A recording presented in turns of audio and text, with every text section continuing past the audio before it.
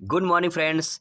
चलिए शुरुआत करते हैं क्योंकि आज आपका भूगोल का पेपर है और आपको कुछ ऐसे टिप्स बताने वाला हूं जिसके माध्यम से आपको अच्छा पेपर करके आना है।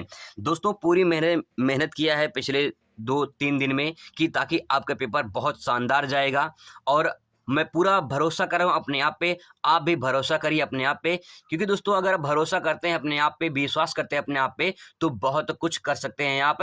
आपके अंदर क्षमता है, आपके अंदर पावर है, आपके अंदर ताकत है। जुनून लाइए अपने अंदर और दिखा दिए दुनिया की आप किसी से कम नहीं है, आप बहुत कुछ कर सकते हैं। तो बस अपने पे भरोसा करिए, विश्वास करिए अपने आप पे कि आपके अंदर बहुत पावर है, आप बहुत कुछ कर सकते हैं। अपने आप को दोस्तों दिखा दीजिए कि आप किसी से कम नहीं है, you are the best in the world. अब दोस्तों मैं कुछ आपको टिप्स बता रहा हूं जिसे आपको फॉलो करना है और आपका पेपर बहुत शानदार जाने वाला है। दोस्तों सबसे पहली बात ये होती है कि अच्छे नंबर कैसे मिलेगा। तो दोस्तों आपको अच्छे नंबर तब मिलेगा जब आप सारे क्वेश्चन अटेम्प्ट किए रहेंगे, तभी आपको मिलेगा। ठीक है।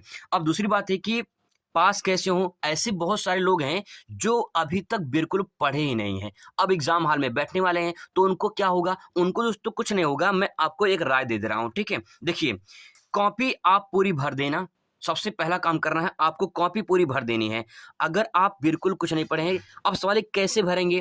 भाई जितना कुछ भी आपके दिमाग में है, जो कुछ भी उससे संबंधित जो थॉट आएंगे मन में, जो विचार आएंगे उस प्रश्न से संबंधित, उसको कॉपी में छाप देना, उतार देना। और देखना जब छापना तो कैसे छापोगे। देखिए जो भी आप अभी तक आप पढ़े हो, ठीक है, उसको चुप मार के छाप देना बिना हल्ला गुल्ला किए, मतलब किसी से बताए उताए भैया, चुप मार के छाप देना, बस कॉपी पूरा भर देना। दोस्तों बता रहा हूँ सही तरीके से कि 100% आप अच्छे नंबर से पास हो जाएंगे और देखना जब रिजल्ट आएगा ना तो आप फर्स्ट डिवीजन पास होंगे, ये दावा कर रहा हूँ दोस्तों। इसलिए मैं आपको कह रहा हूँ कि आपको जो कुछ भी तैयार है अभी तक उसको चुप मार के भैया छाप देना बिना किसी से बताए। और ध्यान रखना कि सुंदर राइटिंग, दोस्तों ये बहुत इंपॉर्टेंट होता है। अगर आपकी राइटिंग अच्छी है तो आपको 5-10 नंबर एक्स्ट्रा मिल जाते हैं। तो इसीलिए आप ध्यान रखिएगा कि सुंदर राइटिंग में लिखने की कोशिश करिएगा। अगर राइटिंग सुंदर नहीं बनती है तो कम से कम शुरू की जो होते हैं ना 2-3 पेज, उसको सही सही लिखिए, मतलब साफ साफ लिखिए। काट पीट ज्यादा मत करिए, गलती ज्यादा मत करिए, उच्चारण को थोड़ा ध्यान में रख के लिखिए, तब दोस्तों आप अच्छे नंबर से पास हो जाएंगे। अगर फिर भी आपके अंदर कोई टेंशन है, कोई परेशानी है तो उसको सुन लीजिए, थोड़ा सा देख लीजिए आप। हवा खिलाफ हो तो कोई चल नहीं सकता, हवा खिलाफ हो तो कोई चल नहीं सकता, किस्मत का लिखा हुआ कोई बदल नहीं सकता, जिसने पढ़ लिया सीबीबी के आर्ट्स क्लासेस पर मेरा दावा है उसे पास होने से कोई रोक नहीं सकता। दोस्तों अगर आप यहां से पढ़े होंगे तो 100% दावा कर रहा हूं कि कोई फेल नहीं कर सकता है आपको। अब दोस्तों सबसे महत्वपूर्ण बात यह है कि जब आप सुबह सुबह पेपर देने जाएंगे, सुबह कहाँ जाइए, दोपहर में जाएंगे आप लोग, दोपहर में जाएंगे तो आप ध्यान रखिएगा आपका जो ब्रेन है इसको थोड़ा स्ट्रांग रखिएगा। मतलब कि आप कोई चिंता, कोई टेंशन, कोई दुख हो, ये सब दूर फेंक दीजिए क्योंकि आपके कैरियर का सवाल है, आपके भविष्य का सवाल है। दोस्तों ध्यान रखिएगा कि आप पहली बार पेपर दे रहे हैं तो आपको थोड़ा सा टेंशन हो सकती है, लेकिन टेंशन को आग लगा देना भाई और पूरी दुनिया को दिखा देना कि आप बहुत कुछ कर सकते हैं। अब दोस्तों यहाँ पे देखिए कुछ इंपॉर्टेंट फैक्ट बता दे रहा हूँ। बहुविकल्पीय प्रश्न आपको कैसे लिखने हैं, जैसे आपके पेपर में पूछे जाएगा तो आपको करना क्या है, यहाँ पे मैं जो मैंने आपको बताया था टिप्स, यहाँ पे जो ऑप्शन सही रहेगा यहाँ पे प्रश्नोत्तर नंबर लिख देना। ठीक है, ऐसे करके और छोटा हाथ से ही अंडरलाइन कर देना वहां पे, और इसके बाद दोस्तों वहां पे ऑप्शन लिख के उसके सामने टिक कर देना, बस हो गया। इसके बाद दोस्तों जो दूसरा लिखना तो वहां पे आपको 1-2 लाइन छोड़ देना ताकि वो स्पष्ट दिखाई दे और साफ साफ दिखाई दे। ठीक है, फिर इसके बाद दूसरा जो सही रहेगा उसको लगा देना।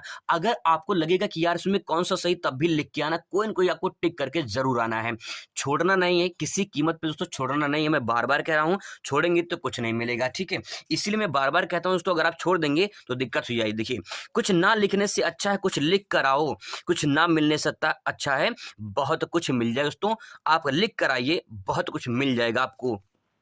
अब दोस्तों यहाँ पे ये हो गया। अति लघु सवाल में दोस्तों क्या लिखना है, अब देखिए अति लघु में दोस्तों जितना पूछा जाए आपको उतना लिख देना है। ठीक है, नहीं आएगा तो आप बना के लिखेंगे जरूर, लेकिन छोड़ेंगे नहीं, मैं किसी कीमत दोस्तों छोड़ेंगे नहीं। भारत में 2 जूट उत्पादक राज्य पूछा है, 2 जूट उत्पादक राज्य मैंने लिख दिया है, मैंने आपको याद करा था पबजी के माध्यम से, तो इस तरह से आपको दोस्तों आपको याद कर लेना है। ठीक है, आगे देखिए यहाँ पे लघु उत्तरीय प्रश्न, इसको कैसे लिखेंगे। लघु उत्तरीय प्रश्न दोस्तों कम से कम मान के चलिए एक पेज में तो आपको लिखना ही लिखना है, ठीक है।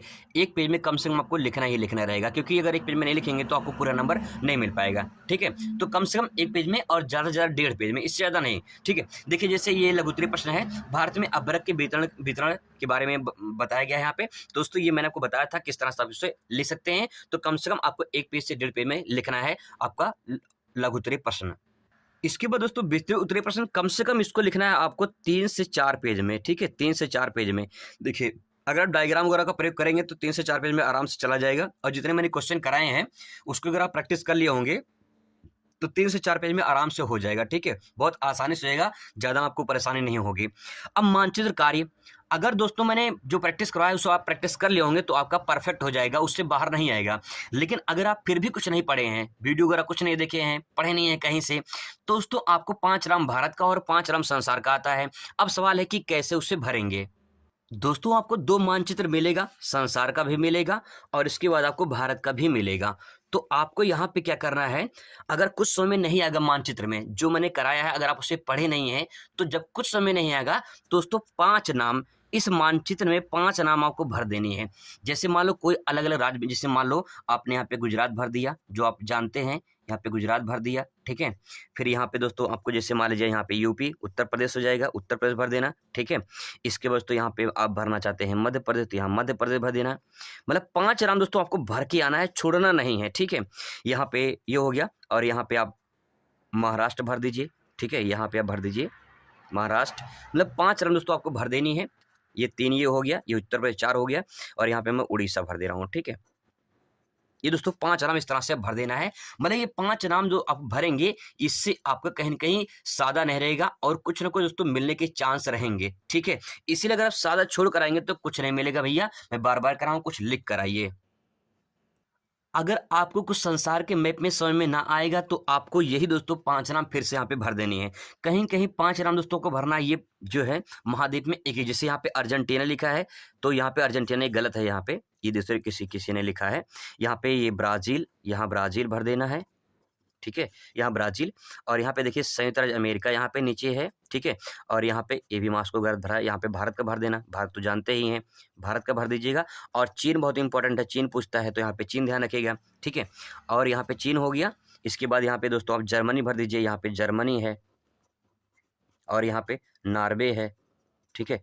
दोस्तों आपको 5 नाम कहीं न कहीं भर देना है। जब आप ये भरे रहेंगे, देखिए अलग-अलग भरिए। एक महाद्वीप में ब्राज़ील यहाँ भर दीजिए, यहाँ पे अमेरिका भर दीजिए, संयुक्त राज्य अमेरिका, यहाँ पे जर्मनी हो गया, यहाँ पे चीन, भारत, ठीक है। मतलब 7 महाद्वीप में से 6 महाद्वीप में अंटार्कटिका तो यहाँ पे नीचे पड़ जाएगा यहाँ पे। तो यहाँ पे आपको 7 महाद्वीप में से 6 महाद्वीप में दोस्तों यहाँ पे ऑस्ट्रेलिया यहाँ पे है, तो यहाँ भी भर सकते हैं, ठीक है। तो 5 नाम आपको कम से कम भर देना है यहाँ पे, अगर कुछ समझ में नहीं आएगा तो। लेकिन अगर जो मैंने बताया अगर आप उससे किए होंगे तो उसी में से आपके एग्ज़ाम में आ जाएगा। तो दोस्तों ये महत्वपूर्ण तथ्य मैंने बता दिया है। अब आप अच्छे से पेपर देकर आइए। मैं पूरा भरोसा विश्वास करूँ तो आपका पेपर बहुत शानदार जाएगा। मैं आप सभी को दिल से अपने बहुत सारी शुभकामनाएँ देता हूँ और आप अच्छे नंबर से पास होने वाले हैं। चलते-चलते आपको बता दें कि सरसों पिसाई तो मैदा ना होई, भूगोल में फेल के दे कोई पैदा ना होई। Thanks for watching.